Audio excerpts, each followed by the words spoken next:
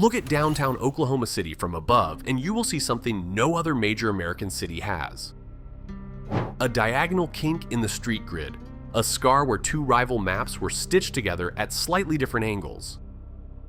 It has been there for 135 years and nobody has ever fixed it. Every major American city was built before it was filled. Streets first, then sewers, then settlers, the plan before the people. But there is one major US city where 10,000 people arrived before there was a single street, a single block, or a single plan. Oklahoma City wasn't built and then filled. It was filled and then built in 12 hours of legalized chaos, and the scars are still visible in its downtown grid today. April 22nd, 1889, noon. 50,000 people, by some counts 100,000, are lined up along a 300-mile border in present-day Oklahoma. A federal pistol fires, and they run. By nightfall, 10,000 of them are standing on what is supposed to become Oklahoma City. There is no city. There are no streets. There are no rules. There is prairie, and there are claim stakes, and there are men with guns deciding whose stake counts. The cheaters are already there. They are called Sooners because they crossed the line sooner than the law allowed. They hid in gullies and ravines for weeks, waiting out the federal marshals. They pre-mapped streets nobody had authorized them to draw. They sold land at gunpoint to settlers who didn't yet know they'd been robbed. By the next morning, the cracks were already visible. Two rival factions, followers of the Sooner leader William Couch on one side, the latecomers on the other, had laid out their grids at slightly different angles. When the dust settled and the city tried to stitch the two halves together, the streets didn't line up. Nobody could agree which faction's map was the real one, so they compromised. They kept both. The day after the founding, a lawyer named Angelo Scott summoned 10,000 strangers to the first civic assembly in the city's history. He did it by dispatching boys on horseback ringing bells through the prairie. He looked at the diagonal kinks in the grid and called them the scars of a bloodless conflict. That same night, centipedes swarmed the camp. The ecosystem itself was shocked into agitation by the sudden arrival of an entire city on land that had been empty grass that morning. Settlers screamed, "Oh Joe, here's your mule!" into the dark prairie until the cry echoed all the way back to the Kansas border. This wasn't how cities were supposed to be built in America. This was a city filled before it was built. And the grid scars locked in that day are still on the map. Here is what every other American city did next. It stopped, looked at what it had built, and corrected. Oklahoma City did not. The city skipped the planning step at its founding, and then, instead of going back to fix what it skipped, it just kept claiming more prairie. In 1891, Oklahoma City covered less than 1 square mile. By 1910, it had stretched to 16. By 1945, it had pushed out to 25. And then, between 1945 and the mid-1960s, the city's footprint exploded from 25 square miles to 643. That is a 25-fold expansion in 2 decades. It is one of the most aggressive annexation campaigns in American urban history. The city leaders had set a goal, 1 million people by Oklahoma City's 100th birthday in 1989, and they meant to swallow enough land to hit it. Today, Oklahoma City sits at 607 square miles. It is the 8th largest city in America by land area. Bigger than Los Angeles, bigger than Chicago, bigger than Houston. 26 Manhattans would fit inside Oklahoma City's borders, but Manhattan has nearly 3 times Oklahoma City's population. The density math comes out to about 1,080 people per square mile. New York City sits at 27,547. That isn't a gap. That is a different category of city on a different planet, running on different rules. Here is what makes this the haymaker. Most people, when they look at a Sunbelt sprawl city, blame the same things. Post-war highways, cheap land, the car, air conditioning. Those things are real, and they shaped every Sunbelt city in America. But Oklahoma City didn't sprawl because of cars. Oklahoma City sprawled because it never learned to plan in the first place. The improvisation that started at noon on April 22, 1889, the missing streets, the missing sewers, the missing plan, became the city's permanent operating logic. Keep claiming, never finish. Move on to the next square mile of prairie before anybody asks who is going to pay to maintain the last one. A city built backwards is a city that never stops building backwards. And if you want more videos that decode American cities the way we just decoded this one, subscribe before we get to where the bill came due.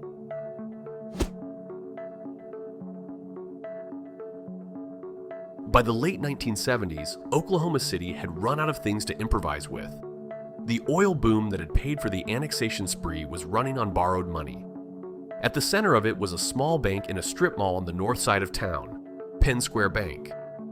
In 5 years, it had grown from $62 million in assets to over $500 million, all of it on speculative loans to oil wildcatters who would never pay them back. On July 5, 1982, Penn Square failed. It was a small bank. The fallout was not. Penn Square's bad loans had been packaged and sold up the chain to bigger banks across the country. 139 Oklahoma banks failed in the aftermath. Continental Illinois National Bank of Chicago, at the time the 7th largest bank in the United States, collapsed too. It became the largest U.S. bank failure in American history up to that point. And it had started in a strip mall in Oklahoma City. The oil bust hit. The talent left. The downtown that had never been designed to be a downtown because the city had never planned a downtown in 1889, emptied out completely. The North Canadian River, which ran through the heart of the city, had a television set rotting in its dry, exposed riverbed. You could see it from the bridge if you bothered to look, and most people didn't bother. In 1988, Councilman I.G. Purser said it on the record. "Downtown is dead, and we helped kill it." The city that had been filled before it was built had finally run out of room to improvise. In the late 1980s, Mayor Ron Norick is trying to land a maintenance hub for United Airlines.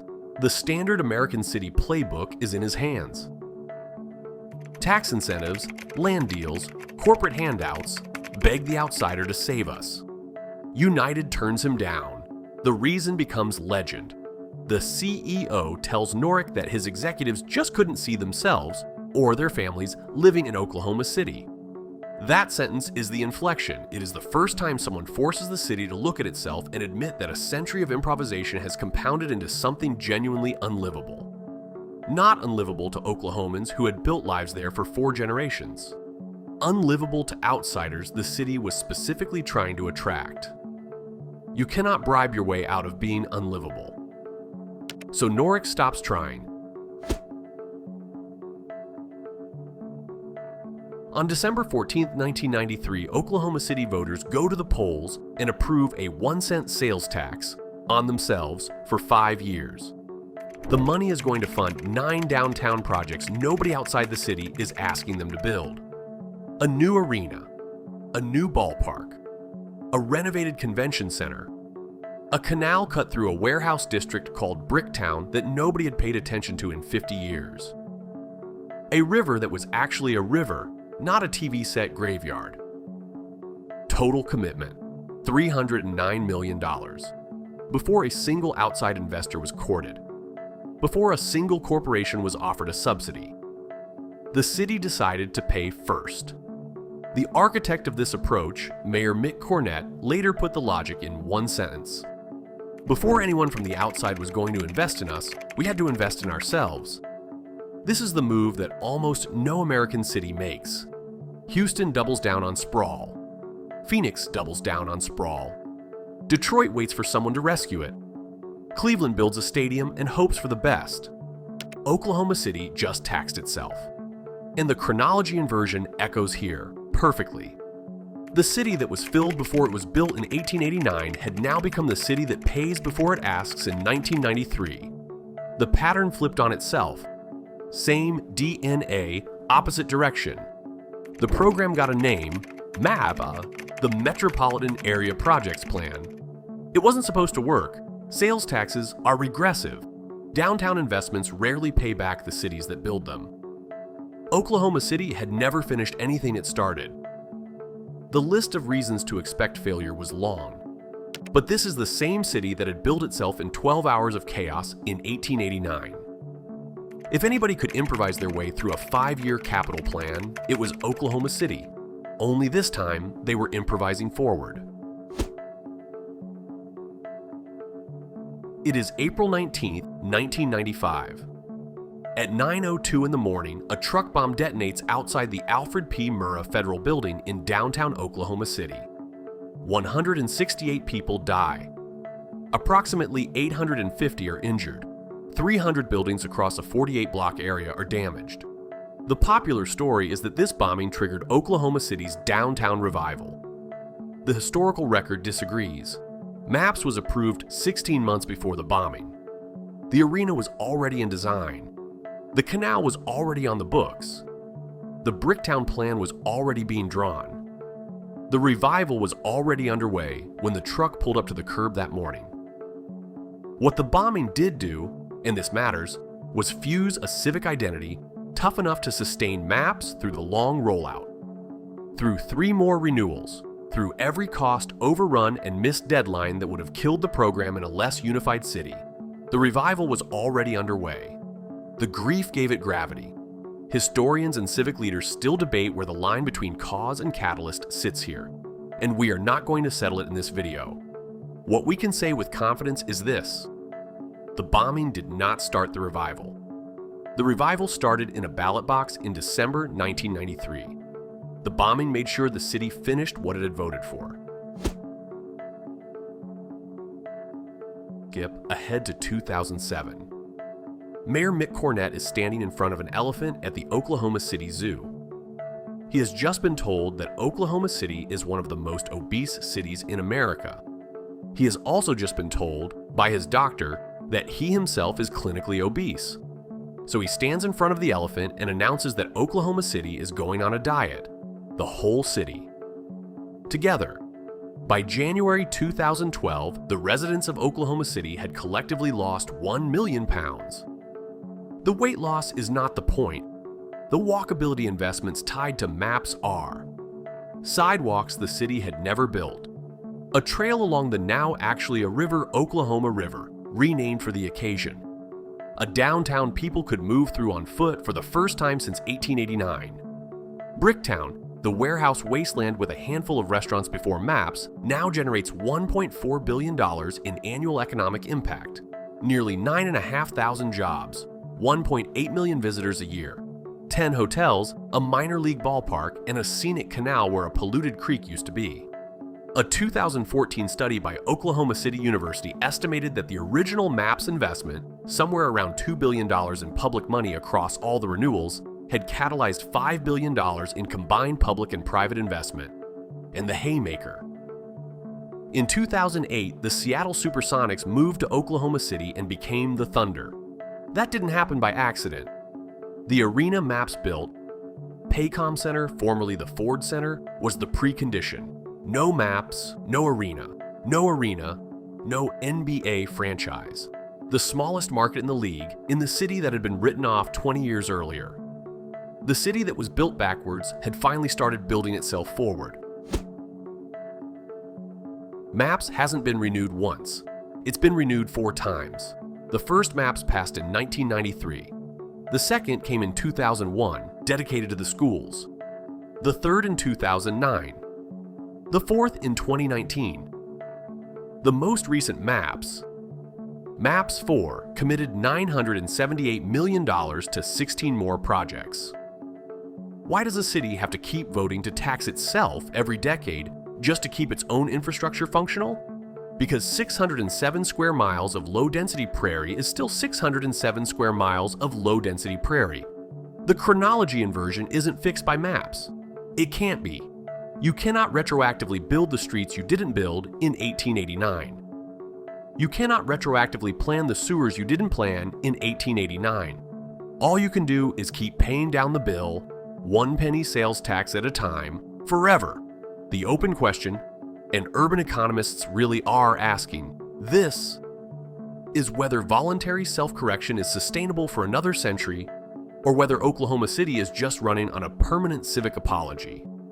Whether maps is a model of urban reinvention or a symptom of a city that can't ever quite catch up to itself. Every other major American city built its bones in advance. Oklahoma City has been regrowing its bones for 30 years. And it hasn't finished. And maybe it never will. We started in downtown Oklahoma City on a kink in the street grid that nobody has fixed in 135 years. It's still there. There's no serious proposal to correct it. There never has been. Angelo Scott, the lawyer who summoned the city's first civic assembly in 1889, called those kinks the scars of a bloodless conflict. They're not scars anymore. They're a monument to a city that was filled before it was built, that had to invent itself around its own crowd, that spent a century improvising outward across 600 square miles of prairie, that hit bottom in 1982, that heard from an outsider that nobody wanted to live there, and that decided, against every American city's instinct, to pay its own bill and then to keep paying it every decade forever.